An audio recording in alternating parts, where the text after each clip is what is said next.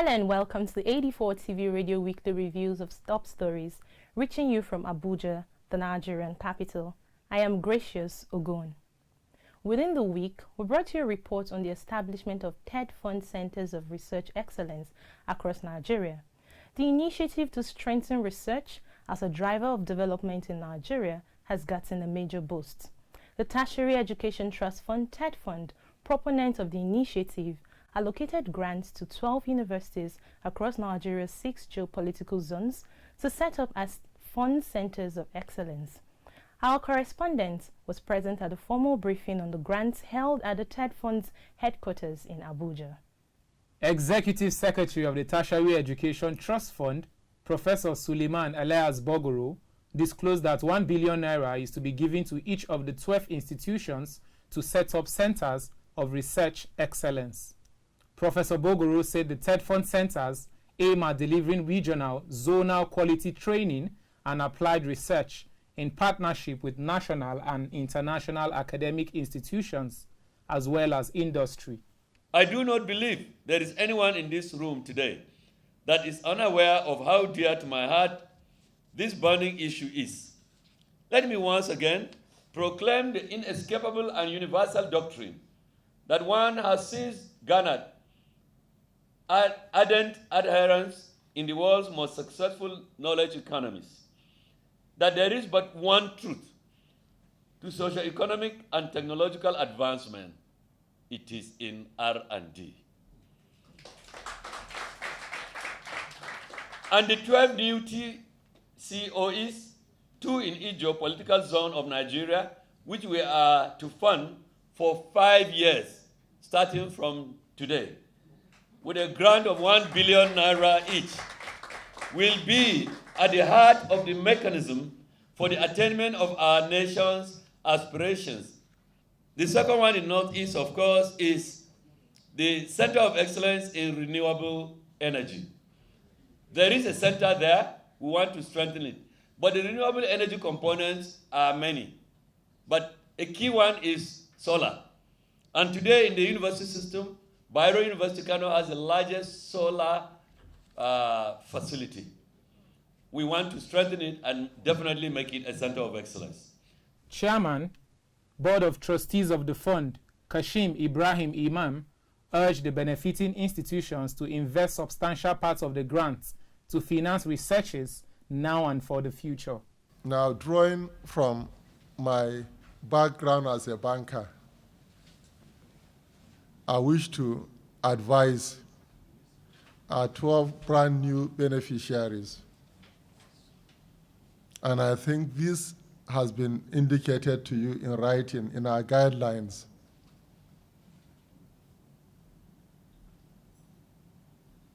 We want you to invest at least 70% of this research grant that we voted for each of the centers of excellence in some high-yielding but safe and high-yielding financial instruments so that these funds will continue in perpetuity. Amongst the grant beneficiaries are University of Jos, University of Abuja, Abubakar Tafawa Balewa University, University of Maiduguri, Usman Danfodio University, Bayero University, Michael Okpara University, Nnamdi Azikiwe University, University of Benin, University of Uyo, University of Ibadan, and University of Lagos. The benefiting universities were represented by their vice-chancellors at the event.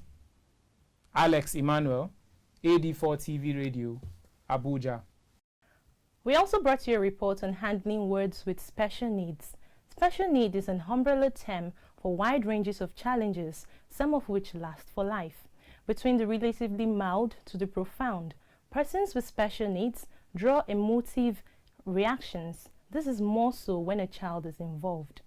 AD4TVRadio stepped out to the public space to gauge the pulse on what options to consider when faced with a child with special need. An estimated 1 in 3 out-of-school children live with a disability or a special need. A child born with a special need is one having a physical or mental condition that limits movement, senses, or activities.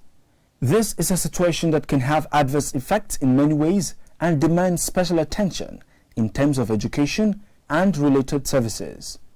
Between 93 million and 150 million children live with such a challenge worldwide. Africa accounts for less than 10% of children with special needs. However, many affected lack access to primary education. In some countries, only 13% receive any form of education. The World Health Organization and the World Bank separately estimate that in some countries, being disabled worsens the chance of never enrolling in school.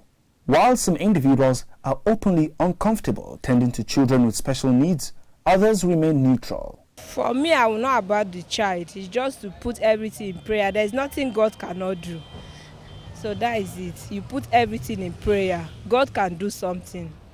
No matter how the situation is going to be, I will advise my wife, if it's in my shoe, I will advise my wife to keep the child. Then we'll go to the process of taking care of the child, no matter what it takes. If the child is already there, I have two opinions, because it has not happened to me, but in case it does. Because aborting the child, you don't know what the child's future is. So you don't have the right to kill on your own. But if you find out if he's a sickler, I think the doctors know best. So the doctors can advise you on what to do, whether to keep the pregnancy or to remove it.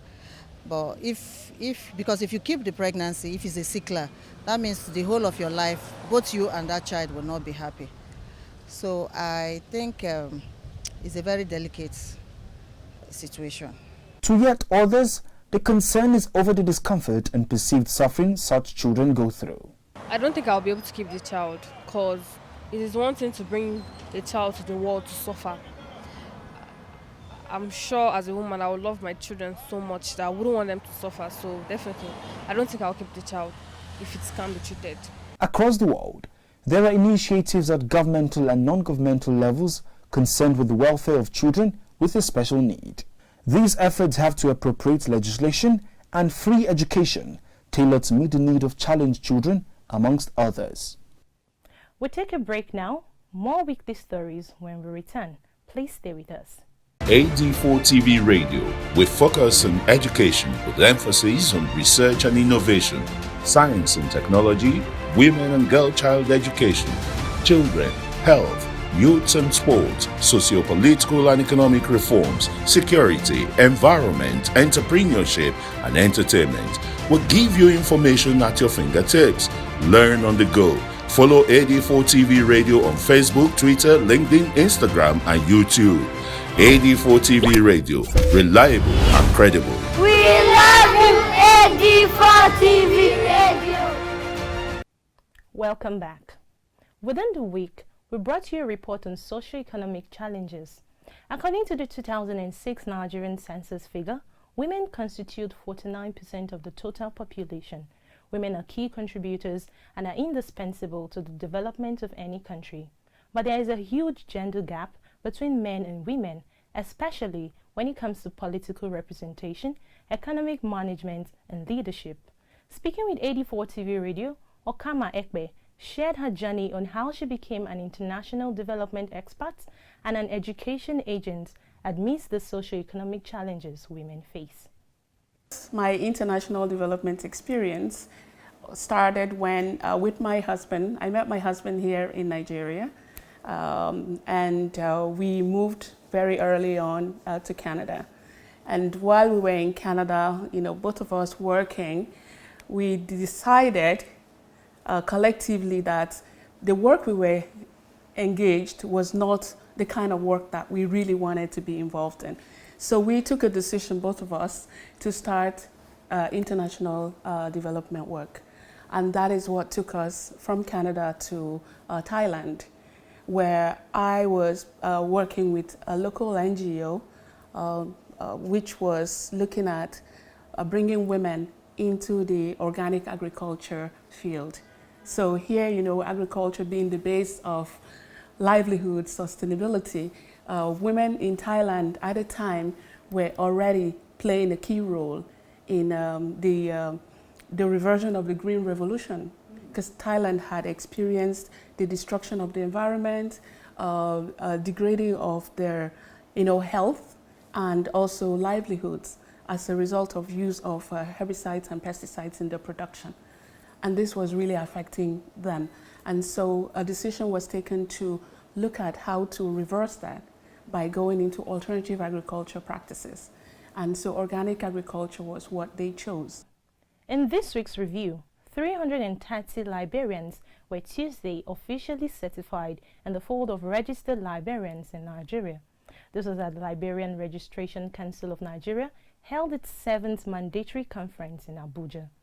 The conference took place under the theme Transforming Libraries and Librarianship, a Gateway to Sustainable Development, chaired by Registrar and Chief Executive Officer of the Librarian Registration Council of Nigeria, Professor Michael Afolabi. Speaking at the event, Education Minister Malam Adamu Adamu, represented by Director of Library Services Barnabas Awunadu, commended the good work he has been doing and also congratulated the inductees on their qualification to be certified librarians.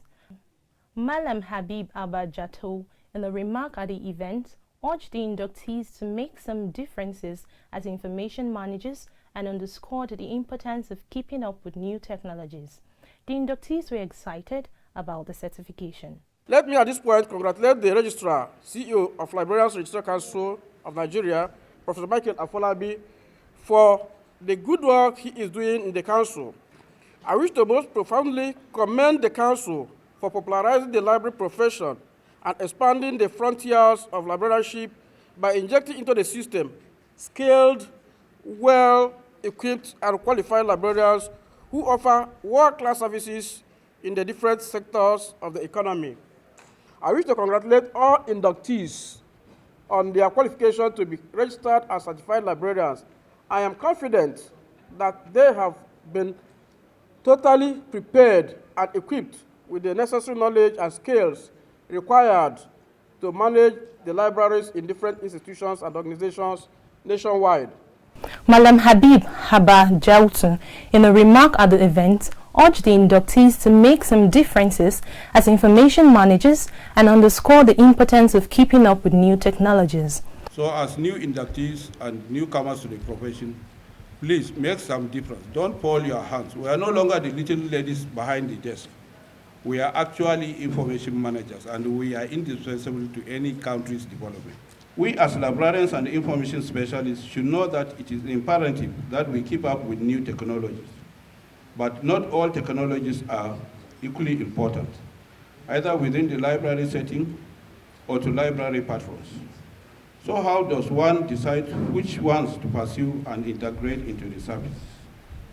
In the uphill battle to stay current with new and emerging technologies, deciding which ones to pursue and integrate into our services is a major challenge. Seemingly, ICTs are indispensable tools needed for provision of value-added information that supports the sustainable development. The inductees were excited about the certification.